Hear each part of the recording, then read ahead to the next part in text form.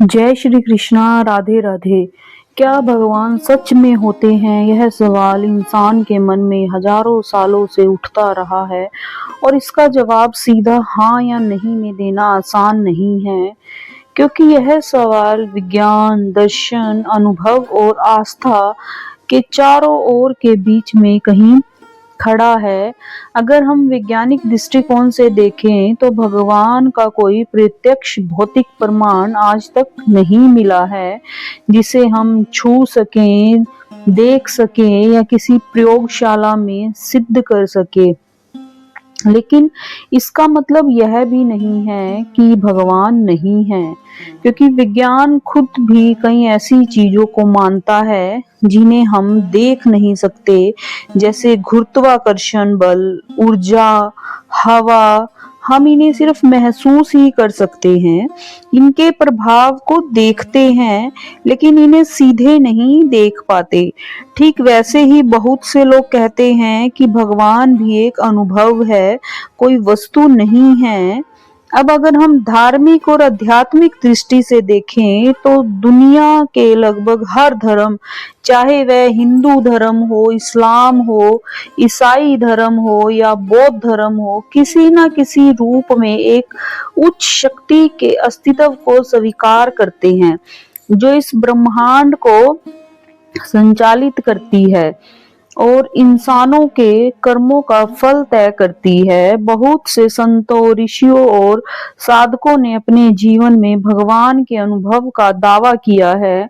उन्होंने कहा है कि जब इंसान अपने मन को शांत करता है, ध्यान करता है और अपने अंदर झांकता है, तब उसे एक ऐसी शक्ति का एहसास होता है जो सामान्य नहीं होती, और यही अनुभव उनके लिए भगवान का प्रमाण बन जाता है।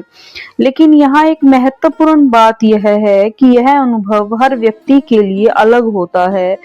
कोई इसे शांति के रूप में महसूस करता है, कोई इसे ऊर्जा के रूप में और कोई इसे एक मार्गदर्शन के रूप में।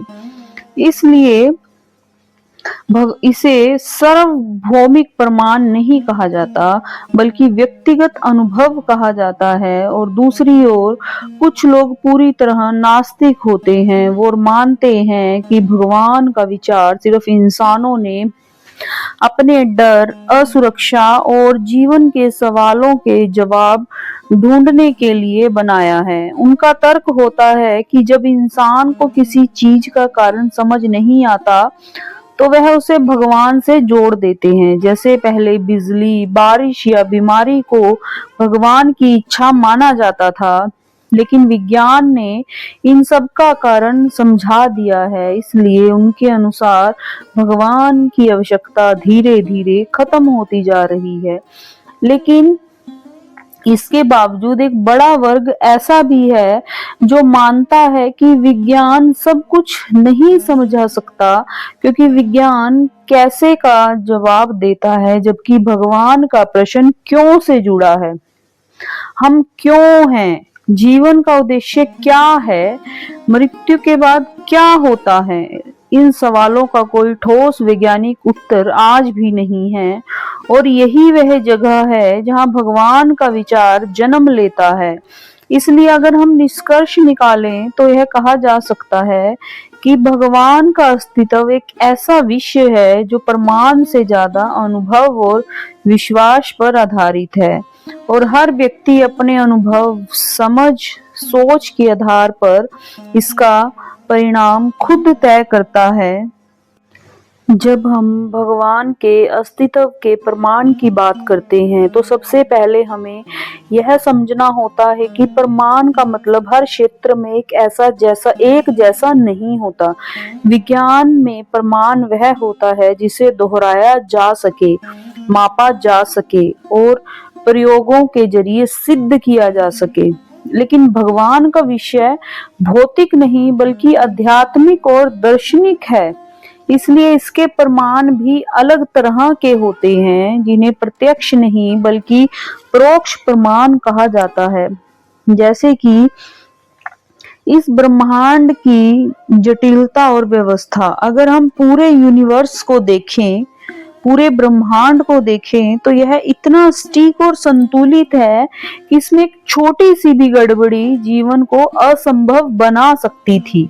जैसे पृथ्वी का सूरज से सही दूरी पर होना, ऑक्सीजन का संतुलन, गुरुत्वाकर्षण बल की सही मात्रा, यह सब कुछ इतना सटीक है कि कई वैज्ञानिक और दार्शनिक इसे कॉस्मिक डिजाइन कहते हैं, यानी किसी बुद्धिमान शक्ति द्वारा रचा गया डिजाइन।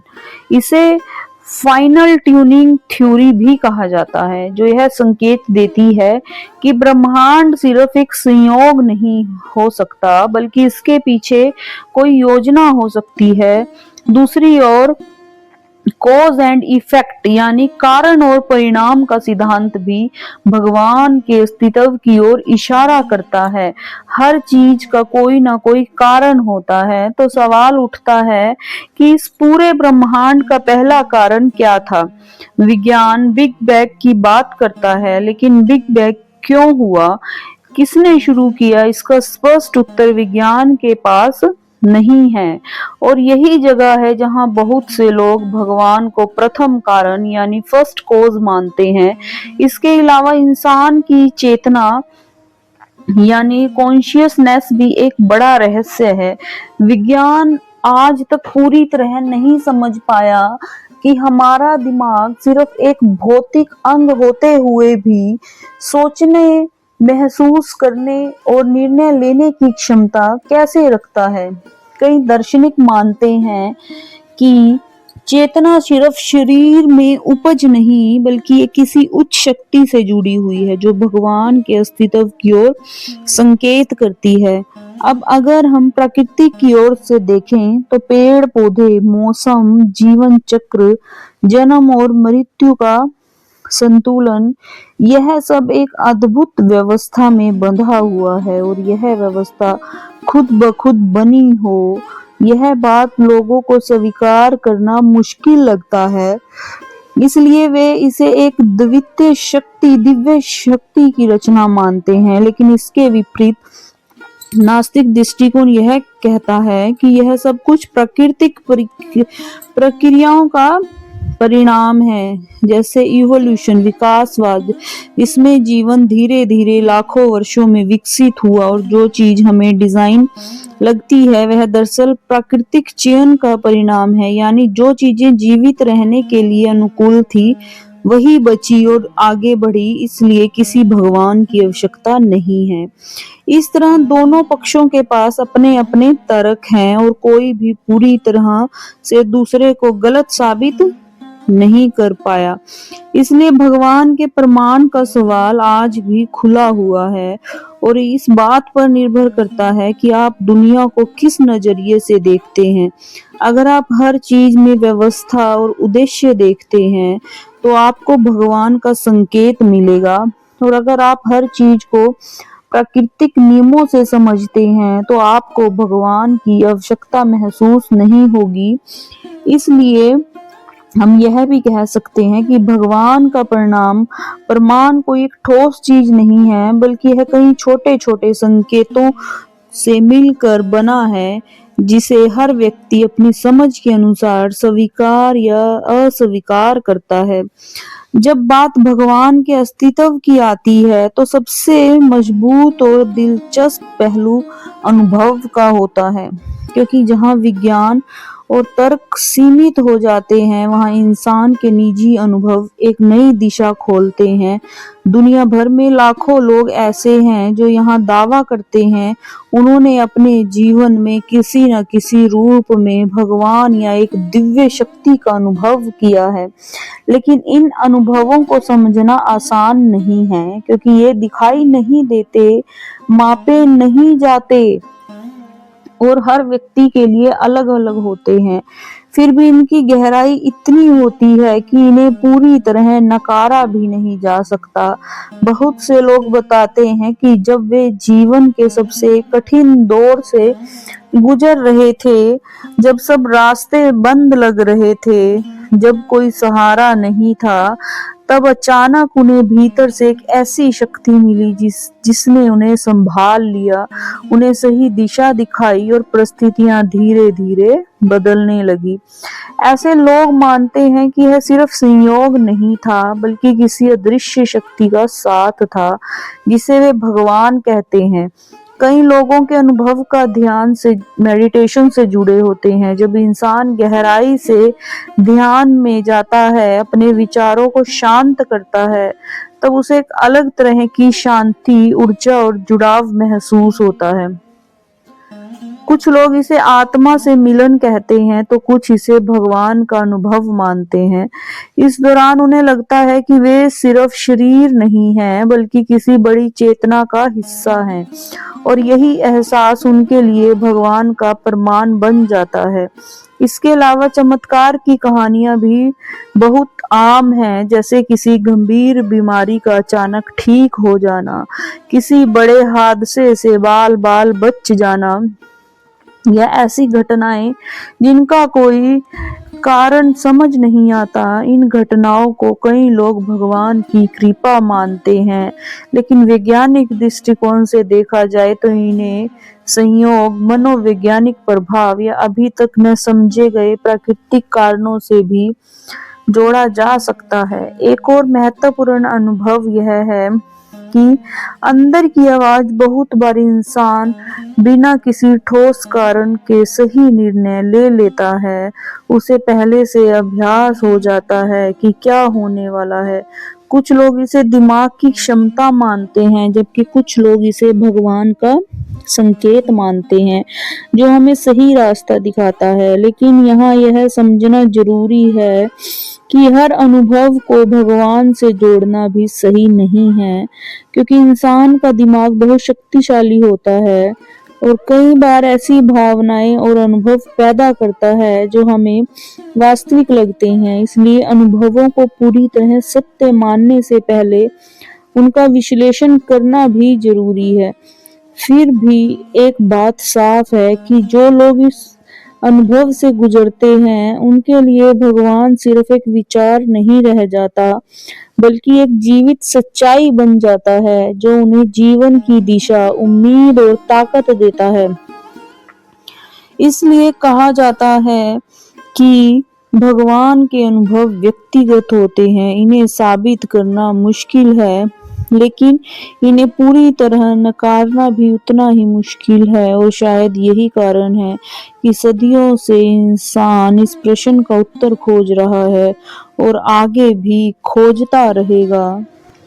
भगवान और धर्म को अक्सर एक ही माना जाता है, लेकिन गहराई से समझने पर पता चलता है कि ये दोनों पूरी तरह एक जैसे नहीं हैं, बल्कि एक दूसरे से जुड़े होने के बावजूद अलग अलग स्तरों पर काम करते हैं। भगवान एक सार्वभौमिक विचार है, एक ऐसी शक्ति है, ऊर्जा है या चेतना जिसे इंसान ब्रह्मांड का मूल कारण मानता है, जबकि धर्म एक ऐसी व्यवस्था है, एक ऐसी संरचना है जिसे इंसानों ने बनाया ताकि वे दिव्य शक्ति को समझ सकें, उसकी पूजा कर सकें और अपने जीवन को एक नियम और दिशा दे सकें। यानी सरल शब्दों में कहें तो भगवान सत्य हो सकते हैं और धर्म उस सत्य तक पहुंचने का मार्ग हो सकता है। दुनिया में अलग अलग धर्म हैं, जैसे हिंदू धर्म, इस्लाम धर्म, ईसाई धर्म, सिख धर्म, बौद्ध धर्म, और हर धर्म के भगवान को अलग अलग नाम, रूप और तरीके से प्रस्तुत किया गया है, जबकि यह सब एक ही है। कोई इसे निराकार मानता है, कोई साकार के रूप में देखता है, कोई एक ही ईश्वर को मानता है, तो कोई अनेक रूपों में उसकी शक्ति को स्वीकार करता है। लेकिन अगर इन सभी को गहराई से देखा जाए तो इनका मूल उद्देश्य, संदेश एक जैसा होता है: सत्य, प्रेम, करुणा और अच्छे कर्म।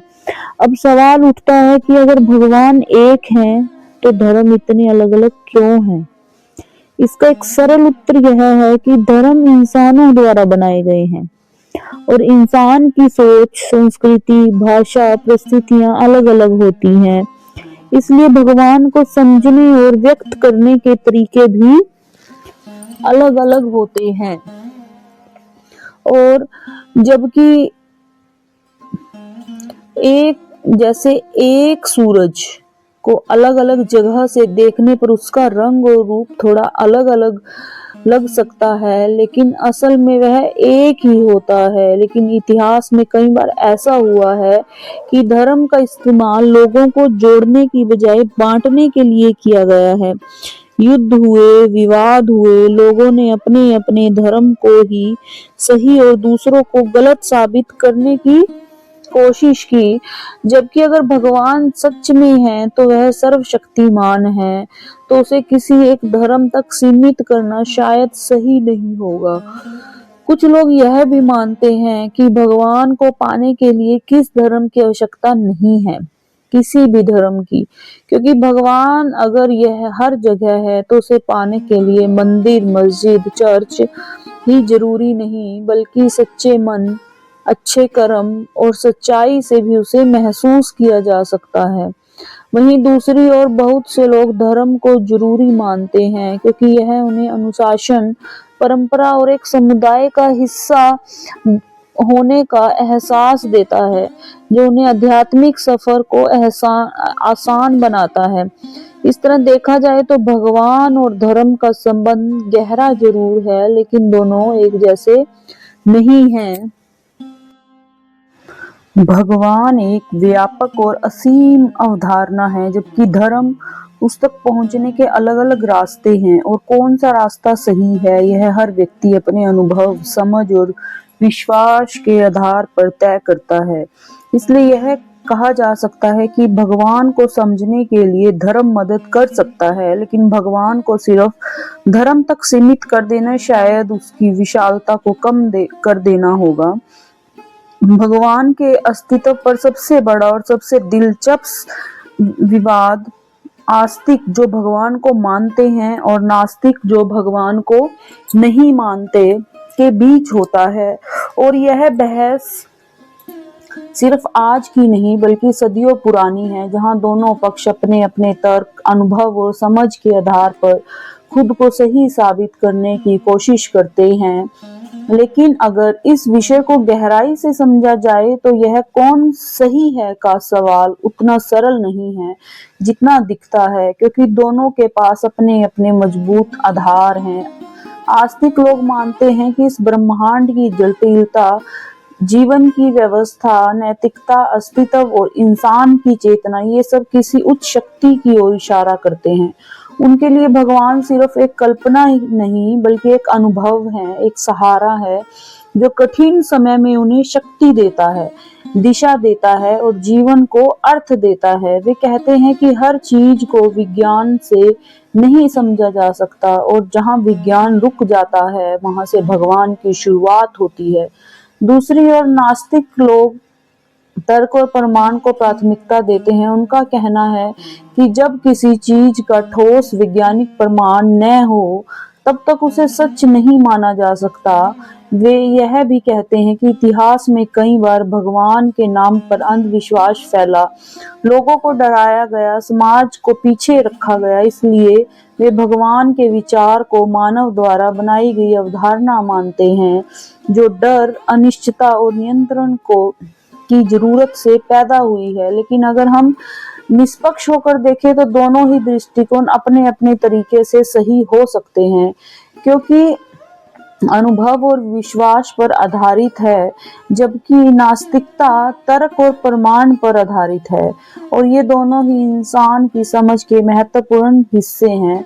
एक हमें भावनात्मक और आध्यात्मिक संतुलन देता है, तो दूसरा हमें तार्किक और वैज्ञानिक सोच की ओर ले जाता है। कुछ लोग खुद को बहुत ज्यादा नास्तिक मानते हैं, यानी वे पूरी तरह भगवान आस्तिक मानते हैं, यानी वे पूरी तरह भगवान को मानते हैं और न ही पूरी तरह नकारते हैं। उनका कहना है कि भगवान का प्रश्न इतना गहरा है कि इसका निश्चित उत्तर देना संभव नहीं है, इसलिए वे खुले मन से दोनों संभावनाओं को स्वीकार करते हैं।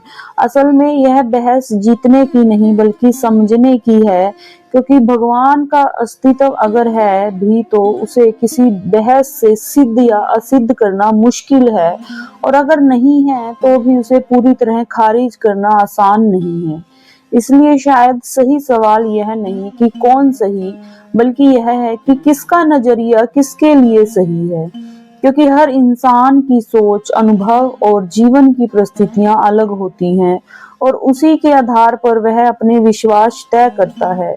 इसलिए हम यह कह सकते हैं कि आस्तिक और नास्तिक दोनों अपने अपने स्थान पर सही हो सकते हैं, और सच्चाई शायद इन दोनों के बीच में कहीं मौजूद है, जिसे हर व्यक्ति को खुद अपने अंदर खोजने की जरूरत है।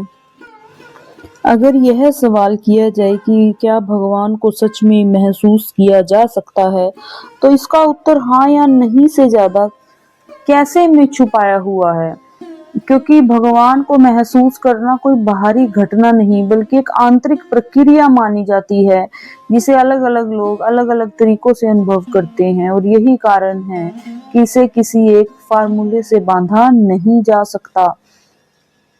फिर भी कुछ ऐसे मार्ग हैं जिनके बारे में सदियों से साधु संत योगी मार्गदर्शक बताते हुए आए हैं, जिनके माध्यम से इंसान उस गहराई तक पहुंचने की कोशिश करता है जहां उसे एक अलग तरह की शांति, जुड़ाव और ऊर्जा का अनुभव होता है। सबसे पहला प्रमुख तरीका है ध्यान, मेडिटेशन। जब इंसान रोज कुछ समय के लिए शांत बैठता है, अपने विचारों को देखता है, उन्हें रोकने की कोशिश नहीं करता बल्कि उन्हें गुजरने देता है, तब धीरे धीरे उसका मन शांत होने लगता है और वह अपने अंदर की गहराई में उतरने लगता है। इस अवस्था में कई लोगों को ऐसा महसूस होता है जैसे वे किसी बड़ी शक्ति से जुड़े हुए हैं। उनके बिना कारण खुशी, संतुलन और स्पष्टता का अनुभव होता है, और यही अनुभव उनके लिए भगवान के एहसास बन जाता है। दूसरा तरीका है भक्ति, जिसमें इंसान किसी रूप, नाम या मंत्र के माध्यम से भगवान से जुड़ने की कोशिश करता है, जैसे भजन, पूजा, प्रार्थना या मंत्र जाप। इस प्रक्रिया में जब इंसान पूरी श्रद्धा और समर्पण के साथ अपने मन को एक दिशा में केंद्रित करता है तो उसका मन हल्का होता है, उसे एक सहारा महसूस होता है, और कई बार वह भावनात्मक रूप से इतना गहरा जुड़ जाता है कि उसे लगता है जैसे वह भगवान से सीधे संवाद कर रहा है। तीसरा तरीका है सेवा और करुणा। बहुत से लोग मानते हैं कि भगवान को मंदिरों में नहीं बल्कि इंसानों की सेवा में पाया जाता है। जब कोई बिना स्वार्थ के दूसरों की मदद करता है, दुखी को सहारा देता है, जरूरतमंदों की सहायता करता है, तब उसे एक अलग तरह की संतुष्टि और शांति मिलती है, और कई लोग इसे भगवान का अनुभव मानते हैं। इसके अलावा आत्मचिंतन और सच्चाई के साथ जीवन जीना भी एक महत्वपूर्ण मार्ग माना जाता है। जब इंसान अपने विचारों, भावनाओं और कर्मों को ईमानदारी से देखता है, अपने अंदर सुधार करता है, तब वह धीरे धीरे एक उच्च स्तर की चेतना की ओर बढ़ता है, जहां उसे जीवन के गहरे अर्थ समझ आने लगते हैं। लेकिन यहाँ यह समझना जरूरी है कि ये सभी अनुभव हर व्यक्ति के लिए समान नहीं होते। कुछ लोग वर्षों तक अभ्यास करने के बाद भी ऐसे अनुभव नहीं कर पाते, जबकि कुछ लोग अचानक किसी घटना के दौरान इसे महसूस कर लेते हैं। इसलिए इसे कोई गारंटी या निश्चित परिणाम नहीं कहा जा सकता। दूसरी ओर वैज्ञानिक दृष्टिकोण यह कहता है कि ध्यान, भक्ति और सेवा के दौरान जो अनुभव होता है वे हमारे दिमागों के रसायनों और मनोवैज्ञानिक प्रक्रियाओं का परिणाम हो सकता है, जैसे डोपामिन, सेरोटोनिन और ऑक्सीटोसिन जैसे हार्मोन हमें शांति और खुशी का एहसास कराते हैं,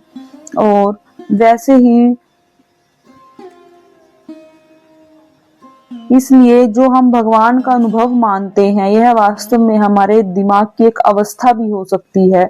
फिर भी चाहे यह अनुभव किसी भी कारण से हो, एक बात स्पष्ट है कि यह इंसान के जीवन में सकारात्मक रूप से बदल सकता है, उसे बेहतर, शांत और संतुलित बना सकता है। इसके लिए अंत में यह भी हम कह सकते हैं कि भगवान को महसूस करना संभव है या नहीं पूरी तरह व्यक्ति के दृष्टिकोण, अभ्यास और अनुभव पर निर्भर करता है। लेकिन जो लोग इस मार्ग पर चलते हैं उनके लिए सिर्फ एक सवाल नहीं रहता बल्कि एक जीवन अनुभव बन जाता है जिसे शब्दों की पूरी तरह व्यक्त करना शायद कभी संभव ही नहीं होगा।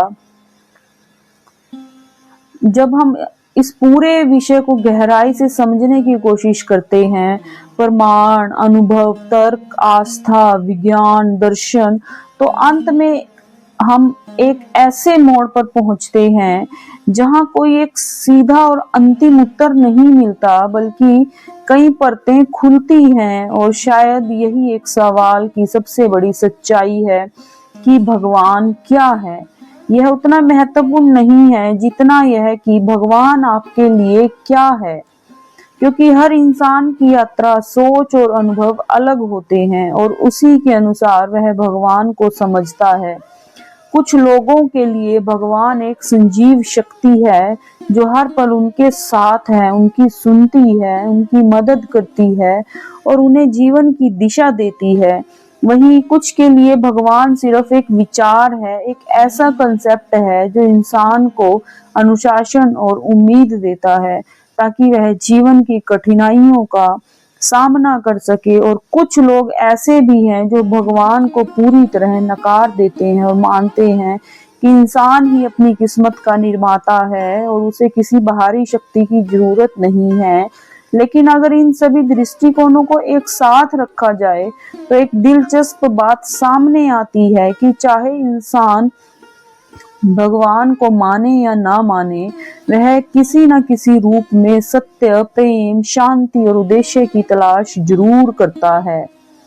और ये वे तत्व हैं जिन्हें अक्सर भगवान से जोड़ा जाता है, यानी शायद भगवान कोई अलग सत्ता नहीं बल्कि वही गुण हैं जिन्हें हम अपने जीवन में ढूंढते हैं। एक और गहरी बात यह है कि भगवान का सवाल अक्सर बाहर से ज्यादा अंदर से जुड़ा होता है। इंसान जितना बाहर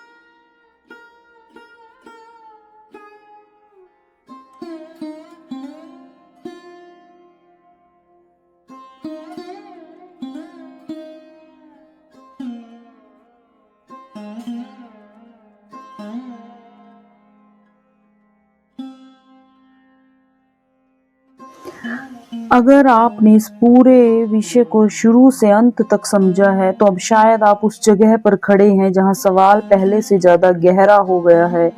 और यही यात्रा की असली खूबसूरती है, क्योंकि भगवान को समझना एक जवाब पाने का नहीं बल्कि खुद को समझने का रास्ता है।